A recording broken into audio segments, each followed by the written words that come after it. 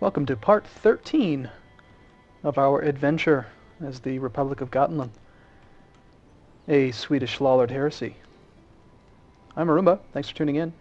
Where we last left off, we were trying to resolve this war that we were right about here last time, and kind of went the opposite direction. Now we're back where we were last episode. So that's good. We're going to win.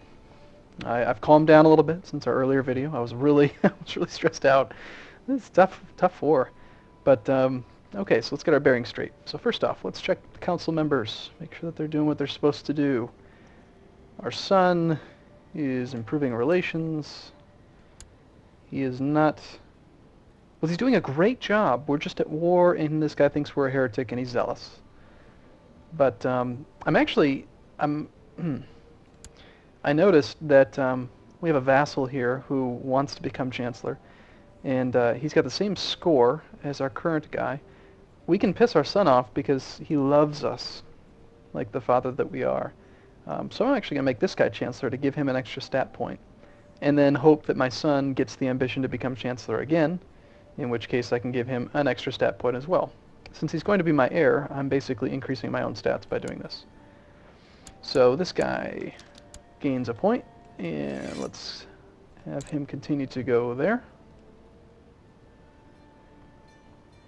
And what's next?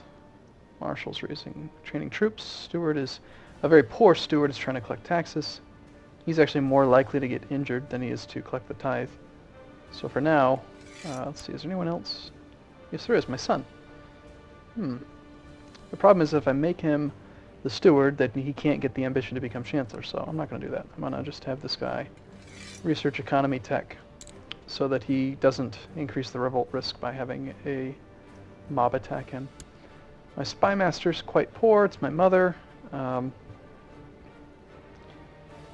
She is currently in Sodermanland to scheme. Where is that? Where are you? Okay, so she's scheming there. That was because we were trying to get people to join our faction, but she shouldn't be there anymore. It doesn't really make sense at this point. So instead we'll have her come home, and we'll have her scheme in our place. We don't have any factions to worry about, since we're not an independent ruler, but she can still increase the chance to discover plots by plus 9%. And she's got a 10% chance per year to just randomly uncover any plot. So that's good. That'll help us out. And this person here we had last episode set him to try to convert our province. Our stats are all above 8, no good ambitions. And one thing I noticed that it's been over 4 hours of gameplay that's been uploaded already, but I haven't talked about laws at all. And I don't like to mess with the laws very much, because early on in my Crusader Kings 2 journey, I would just raise the taxes right away and try to get the most that I could out of people. But the problem is that, yes, let's just say, for example, I increased the church levy, right? So right now I have the max levy is minus 4%, minus 40%. If I increase it, then the max levy is minus 20%. If you have no experience with the game, thanks for watching this mini episode so far, and I'll try to explain it. If you do have experience, I'm going to explain it anyway, because you still might not understand it perfectly. So the way it works is, assuming you had perfect relations with somebody, they could provide you with 100% of their levy. With normal taxes, with perfect relations, the most you can get is 60% of the maximum. If we moved it up, then the most we could get is 80% of the maximum. The problem is that when you increase the taxes, or the law, they lose opinion. So you might be able to draw a larger amount from them, but because you're losing opinion with that vassal, unless they're maxed out as far as relationship goes, you're not going to necessarily get a larger levy. And there's the added disadvantage that because they like you less, they're more likely to plot against you. And if they have less than 0 opinion of you, then you're not going to get full tax revenue from them. So I'm actually going to do the opposite, which is, this is going to seem crazy, but hear me out. I'm going to lower city taxes, and then I'm going to continue to lower most of the laws. And you might be thinking, well, that's crazy. Your enemies are going to get stronger. But they aren't. Because the thing is, everyone likes me, right? So they're not going to plot against me. And this is actually going to give us more opinion with the people we're murdering and pissing off. What ends up happening is because they like us, they don't plot against us. And because they have less taxes, yes, we have less income, but you can see from looking at our income, the majority of our income comes from trade, not from taxes. We only get 24 gold a year from taxes, where we get roughly 200 from trade. So they get more money, and they just end up spending it on their own holdings, which causes their realm to grow quicker, and it over the long term of the game, them spending money on their own holdings is going to work out in our favor. You just have to trust me on that. So we've lowered taxes. And 5 years from now, we can lower something else. I could have done that probably at the very beginning, like 25 years ago, but oh well, we didn't. And we've got that same problem. We don't have enough boats to actually move this army, and because it's just one unit, we can't split it at all, which is unfortunate. He's just going to have to camp out and defend the main holding. So we're going to siege this much. It's 10 times. We'll take it. Again, the guideline is 5 times the defenders. You can probably do it, but you'll lose a lot of men. 8 times is pretty ideal. 10 times is very safe. Oh, what's this? What's this? What's this? Oh, boo. It's an arranged marriage. I was hoping he was surrendering. Okay, so this is that daughter that I ignored that... No, I didn't ignore her. We proposed that... Yes, I did ignore her. She's not the one that was betrothed. This one. He's still not 16 yet. He'll be 16 in 6 months. So this other... the king of Russia, our friend over here, of the Russian Empire, which has expanded since we looked at it last, I think, wants us to marry his... Is it not? It's not his... Yaroslav, his youngest son. His heir is the count, so the 3rd rank. So that's fine, we'll do that. We'll still have to be called in his wars and things, but that also means that he's an ally, so he can't attack us, which is great, because we're a heretic, right? I'm actually surprised he did that. A Russian Orthodox wants to ally with a heretic Grand Mayor. Very strange. But good. I was actually worried about him. Later on, I could see him being a problem. Ooh, big change in the war score there, because we lost the stacking bonus. We're going to have to capture that back. So this boat thing could really become a problem. Can we get enough boats? 24? This island thing has really become a problem for us.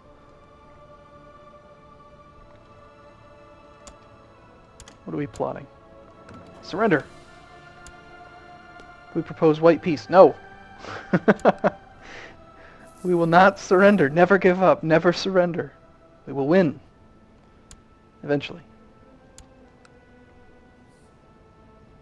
Just get off my lawn. Get off my land. I'm going to take it back. I'm hoping I can sack a couple of his spots here. And then I can only transport this troop. But once I get them over there, I can hopefully quickly take back the land he took. Get our stacking bonus back. And then, if we can just barely get it to 100%, crusade for Jerusalem. Okay, it's about time they do that. That actually isn't a concern of ours because we're a heretic, but what are you plotting? Yeah, no, I don't. No. I don't want you to steal any trade posts.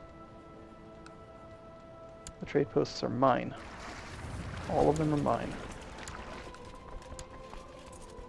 I'm okay with him murdering people, just not taking my stuff.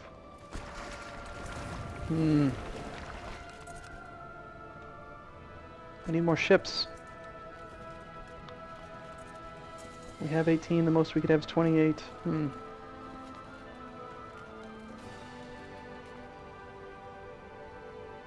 Ah. Okay, it looks like because they left, we won't lose any. Aha! 29! Yes! We have enough ships, yay! Oh shoot, get on the boats. Don't get caught. That's close. Okay, let's do some combining now that we have just barely enough ships to actually move these units around in two groups.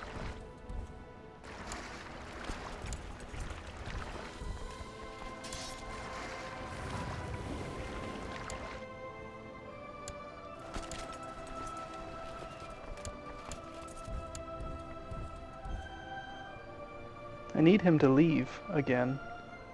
If he crosses the water over to the other side, then we can... See, this is not quite 10 times, but it's mostly mercenaries. In fact, I keep forgetting to raise my levy. We actually have a levy now. So we will assault since it's all mercenaries. Our chaplain has converted a subject.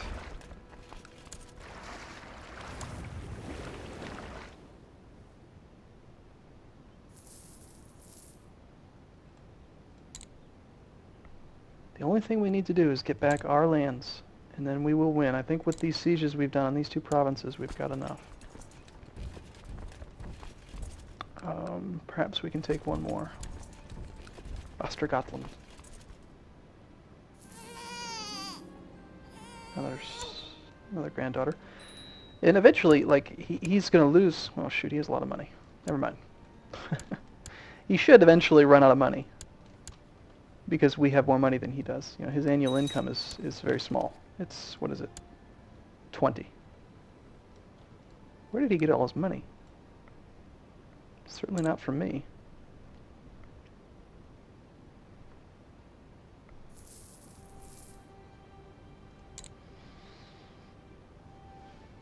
Keep in mind that this war would have probably been a lot easier if I had, you know, been more patient and waited for some factional support, because then it'd be him versus multiple of us, and it's just one war. So, but in the interest of being entertaining, I think, and also I'm just a little bit impatient, you know, we've definitely made this war more of a challenge.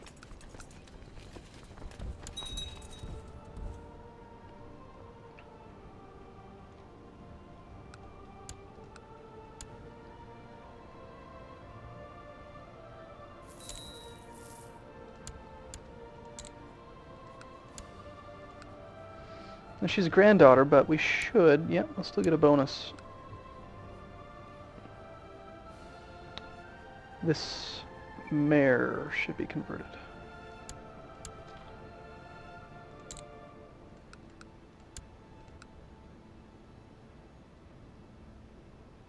And I'm okay with him. Yeah, you can watch after her until I kill you. One thing we did cross over quite a while ago was the prestige kind of cap. There's no real cap, but the benefit that you have past 2,000 prestige is less, because the most you can get for relations bonus for prestige is positive 20. So you'll notice that even though we're a heretic, most people actually like us. They're positive. A couple of them are below, the zealous people, but most of the world is okay with it. You know, it's a good religion.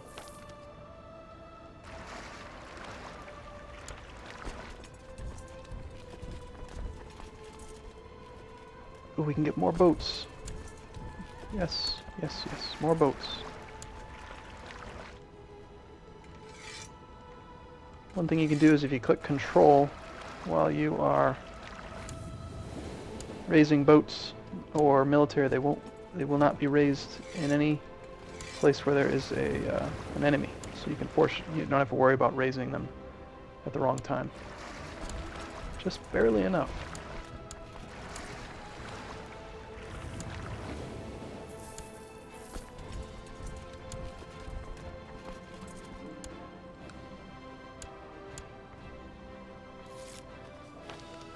Good job, Chancellor. Twice in a couple months. It's pretty good.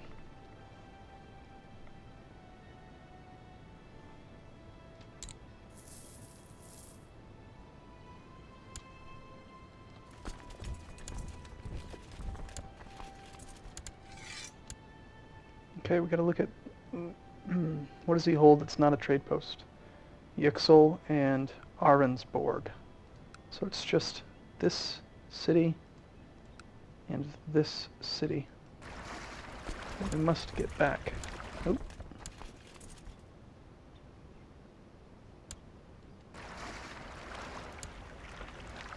It'd be great if he'd just get out of here. Or you know what? Let's try this.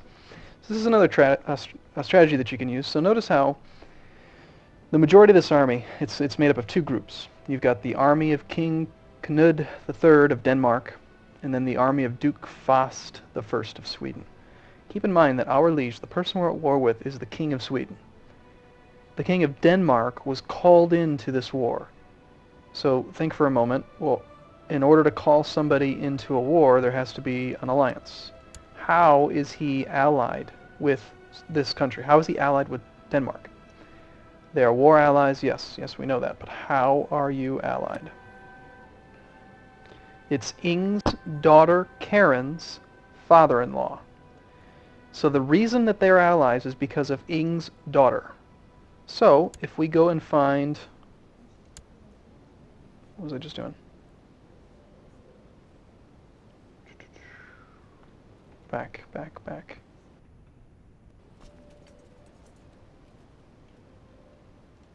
If we find Ing's daughter, Karen, what was it again?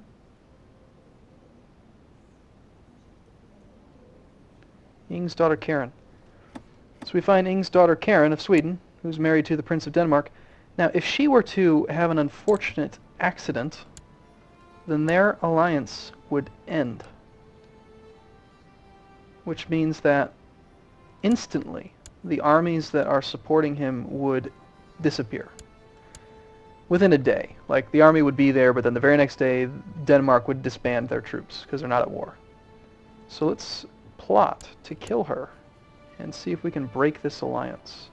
It's going to be a little bit tough, because we're a heretic, but we might get lucky. We could use a little bit of luck, I think.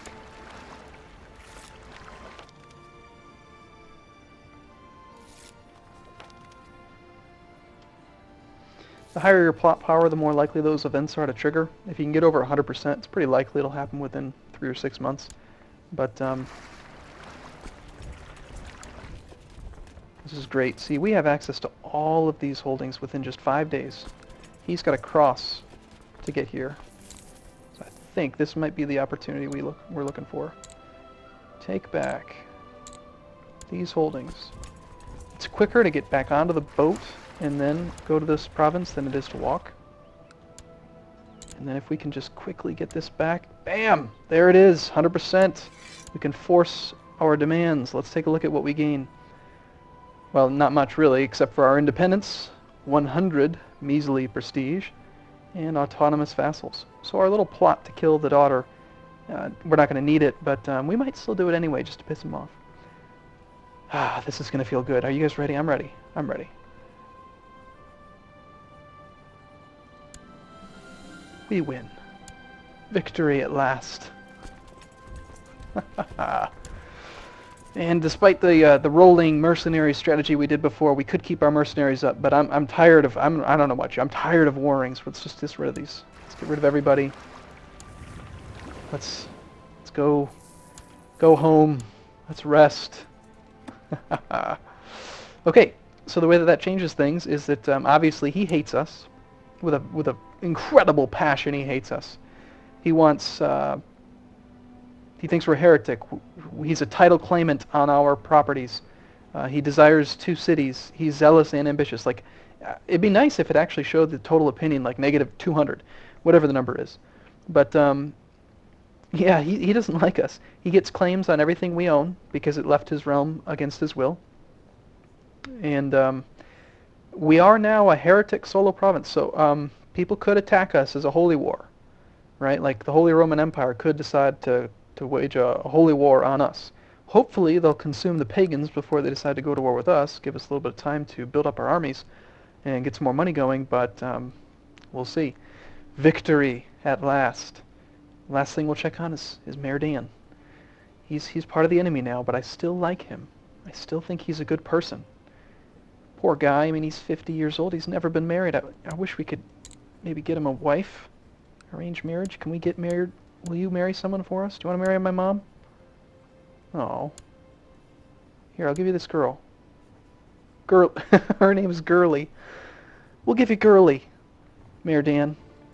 Let's just get Mayor Dan married. That's just sad. Mayor Dan needs a marriage.